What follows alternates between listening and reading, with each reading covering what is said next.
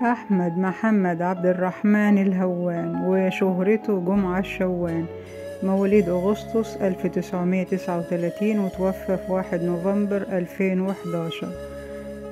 وكان عميل مزدوج للمخابرات العامة المصرية بعد نكسة 67. وكان حاول جهاز المخابرات الإسرائيلي تجنيده، ولكنه بيلجأ للمخابرات المصرية لإخبارهم بما حدث، فبيطلبوا منه الاستجابة للعدو من أجل الحصول على معلومات منهم وتسريب أخبار خاطئة لهم.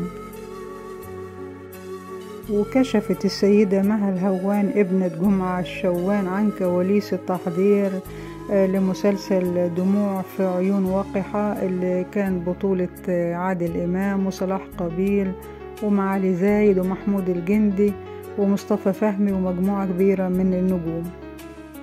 والمسلسل كان إخراج يحيى العلمي، وأذيع عام 1980 للكاتب صالح مرسي، اللي تخصص في كتابة روايات مستوحاة من ملفات المخابرات.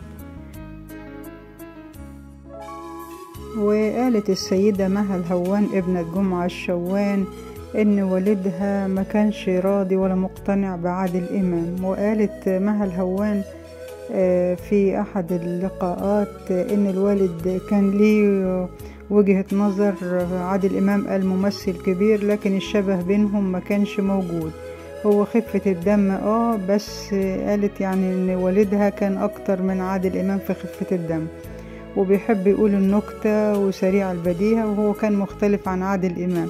قالت عادل إمام قصير لكن بابا كان طويل. وعن لقاء والدها بعادل إمام قالت إن هو قابل عادل إمام في المراحل الأولى لتحضير المسلسل، وقعد مع المؤلف، وكان الكلام ده بيحصل في بيت صالح مرسي الكاتب.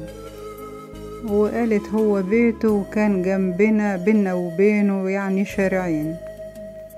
واتكلمت مها الهوان ابنة جمعة الشوان عن الشائعة اللي بخصوص زواج والدها من سعاد حسني، فقالت ان الشائعة دي كانت جزء من عمله، وبالتالي فلا عيب في ذلك.